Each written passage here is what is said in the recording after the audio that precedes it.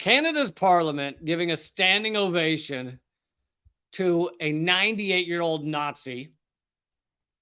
And like, well, like literally they said as they announced him, we have, whatever his name is here, and he's 98 years old, and he fought the Russians in World War II. But you know who fought the Russians? Everyone got up. Fucking the Canadian Parliament has Jews in it too, and yay! Zelensky held up his fist. Now, someone please do the math for me. Who fought the Russians in World War II? So this guy was part of a volunteer group that fought for the Germans. And this particular outfit was also, like most Germans at the time, was later convicted of war crimes and, for their overwhelming zealotry in fighting for Germans.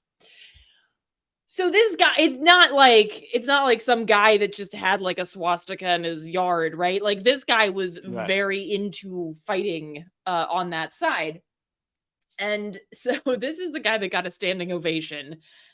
And then there was like this awkward thing that happened the day after where people were like, what in the actual fuck was that about?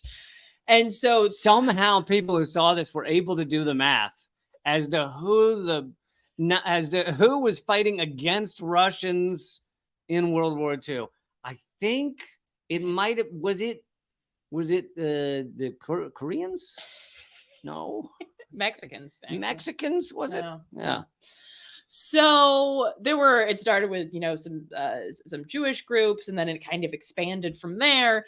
And then we're not going to show the video of Trudeau doing this, and it looks like he's in some kind of fucking stairwell giving this non-apology. Is that the one you sent me? No, but I want to show this one because this one's funny. So Trudeau does a non-apology where he basically just says it was embarrassing, which I don't know how I feel about the guy who was wearing blackface as a college student saying that this was embarrassing. Embarrassing doesn't mean you're sorry about it. It means that you're embarrassed. But also they keep saying that the real problem was that they tricked Zelensky into... Well, and this is where... So he quickly pivots. He was like, well, this was embarrassing. And I'm like, also not an apology. Then he pivots to like, but really, we have to make sure that Russian propaganda... And I was like, wait, the what now? Look, man... this Jew is looking for a goddamn apology, and you just pivoted to blaming Russia. And then he did it again. Okay, this video we can show because it's good. It's not good, but it's good. You know what I mean? Yeah, definitely not good, but good. Here is his second. This is the second attempt at apology, right?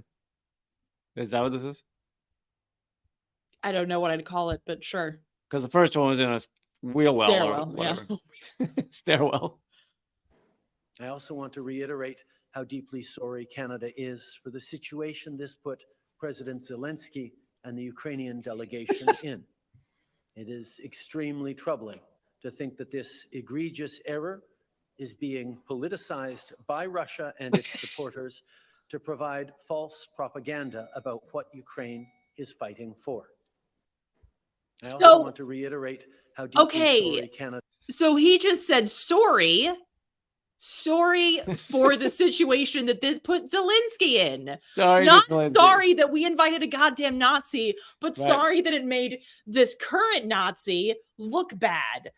What in the fuck? And this would be used by Russia. Of course it's being used because you gave a standing ovation to a Nazi. You did it. This would be like you have friends over and then a guy walks in a full Klan outfit and you're like, this is my buddy. And he hangs out and the other friends are like, eventually like, this is awkward. And then you only apologize that it was awkward for them. You never apologize for being friends with a Klan member and having him over. Well, you apologize for being embarrassed. Look, I'm apologizing for how it made me feel. What? That's not a fucking apology.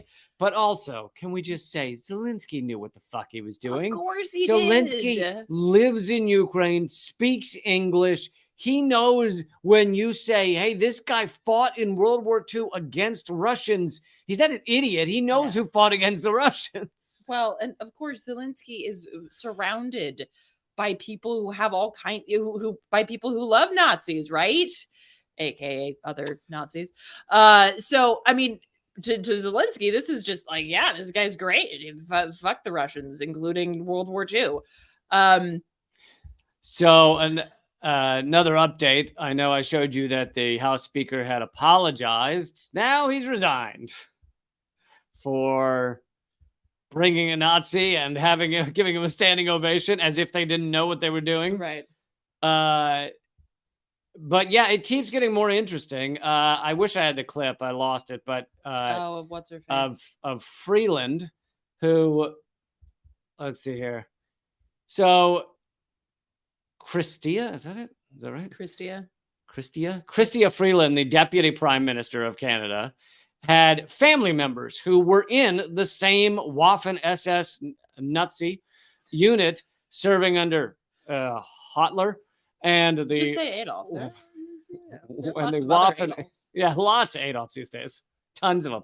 As the Waffen SS officer, Nazi veteran Yaroslav Hunka, both from the Ukrainian Waffen SS Nazi Galician division, who she applauded in Canada's parliament and stood in a standing ovation in his honor, according to new information coming to light. So she had family members in.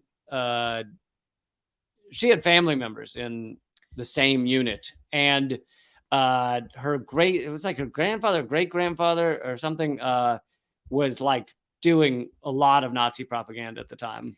And actually, I believe it was Rania Kalik who did a piece about this recently. I'm sorry, I can't remember his name. Who she had on her show was talking about how Canada has a long history of bringing in former. Nazis. That's just silly. Third Reichians, can we say that? I think if you put some stank on it, if you were say bringing in the Reich, I don't think the transcript will. What if I said it in the same accent that Brad Pitt uses? Whatever Nazis. Whatever that is, he Nazis. uses.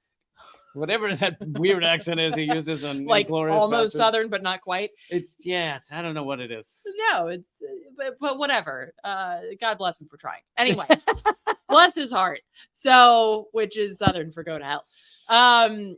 So Canada has a long history of inviting these folks in, and apparently the person that Rania Kalik was interviewing said that at one point they would actually ask you if you had some kind of like swastika emblems or other identifying features, and that would be basically like a card for you to get into Canada because they wanted people like that. And so Canada has a rich history of this shit. And yeah, it does. And so does the US with Operation Paperclip, where we brought the best, quote unquote, Nazi scientists over here.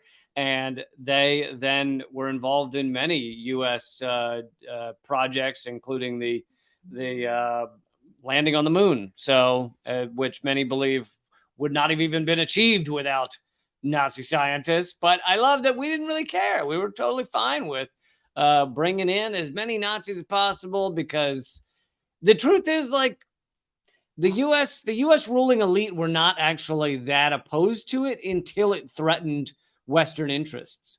Like, at first, they were just like, oh, you're just a fucking massacring, like, genocidal maniac. Well, as long as you don't threaten Western interests, we don't really care that much.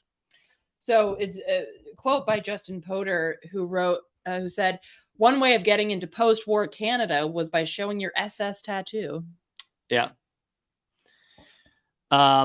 So yeah, there's a lot. And Freeland, the clip I said I don't have right now is Freeland was asked in an interview where she did a press conference apologizing, or her version of apologizing. She was asked, can Canadians hope to find out how many Nazis were brought to Canada and how many are living here now?